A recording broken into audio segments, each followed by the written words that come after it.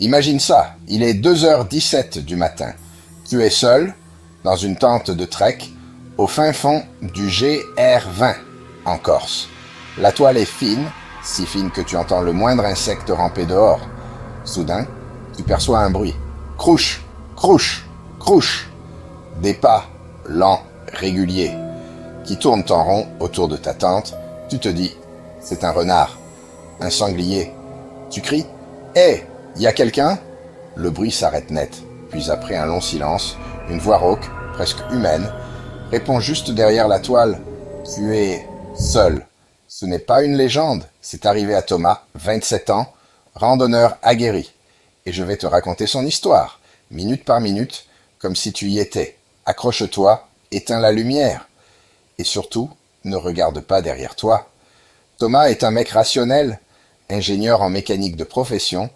Il planifie chacun de ses treks comme une mission militaire. Carte IGN, météo, grammage du matériel. Tout est calculé au millimètre près.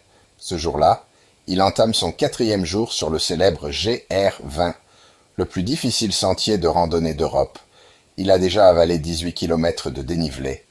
Les mollets en feu, le dos en compote. Son objectif, bivouaquer en pleine nature, loin des refuges bondés, dans la vallée du Rizzanese, un endroit sauvage, coupé du monde.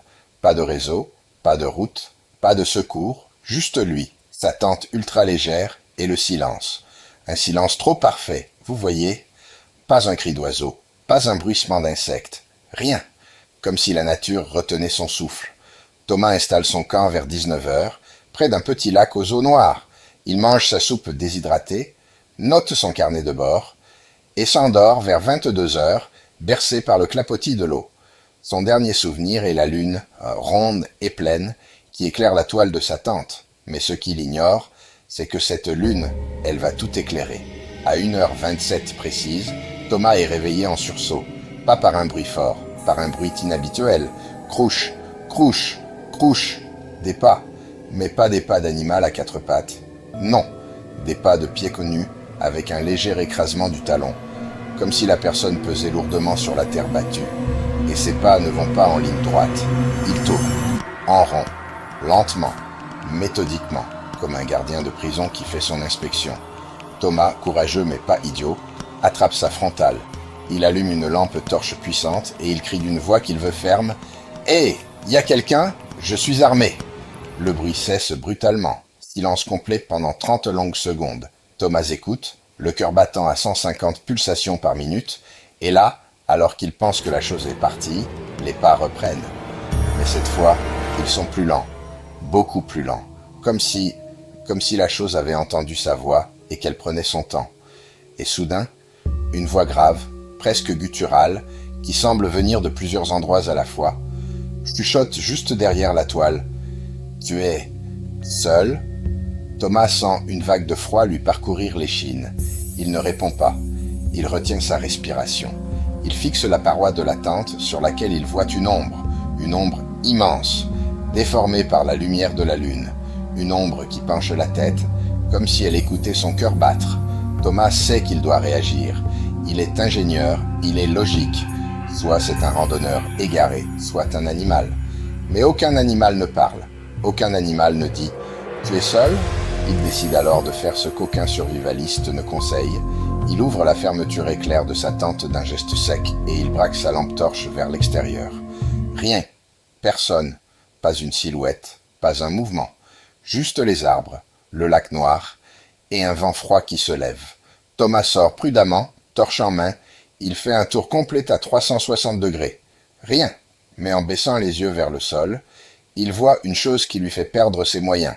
Une empreinte, une seule empreinte, un pied nu, parfaitement dessiné dans la terre humide, et cette empreinte, elle est tournée vers l'entrée de la tente, comme si la chose était restée là, immobile, à le regarder dormir. Pendant des heures, Thomas recule lentement, rentre dans sa tente et referme la fermeture éclair. Il reste assis, dos contre son sac, à fixer la paroi de la toile, sans oser bouger. Il n'a pas dormi une seule seconde de la nuit. Il a écouté chaque craquement de branches, chaque goutte de rosée tombée, et il a prié pour que le jour se lève. À 5h30, Quand les premières lueurs du soleil percent, il plie son camp en moins de 5 minutes, saute dans ses chaussures et se met à courir vers le prochain refuge. Thomas arrive au refuge de Luciolu vers 9 heures. Il est blanc comme un linge. Il commande un café chaud, ses mains tremblent encore. Le gardien du refuge, un vieux Corse au regard perçant, le voit dans cet état. Il s'approche, pose sa main sur son épaule et lui dit « T'as passé la nuit au bord du lac ?» Thomas acquiesce, encore sous le choc. Le gardien hoche la tête, les yeux plissés, et il ajoute d'une voix grave « T'as eu de la chance. Lui, il fait pas que le tour des tentes. D'habitude, il rentre dedans. Il attend que tu t'endormes et il s'assoit à côté de toi. On l'appelle l'écorcheur. Il suit les randonneurs depuis 50 ans. Il les teste. Si tu réponds à sa question, il te prend pour un invité. » Thomas sent son sang se glacer. Il demande « Quelle question ?» Le gardien le regarde droit dans les yeux et répond « Il t'a demandé si tu étais seul, pas vrai? Qu'est-ce que tu lui as répondu ?» Thomas réalise alors l'horreur. Il n'a pas répondu. Il a juste ouvert la tente. Il n'a pas dit un mot. Le gardien souffle. « C'est pour ça que t'es vivant. Si tu lui avais dit oui, il t'aurait pris au mot. » Thomas est resté au refuge 3 jours. Il n'a plus jamais bivouaqué seul. Et aujourd'hui, quand on lui demande pourquoi il ne fait plus de randonnée en solo, il répond juste « Parce que je sais maintenant qu'il existe des choses qui écoutent ta respiration.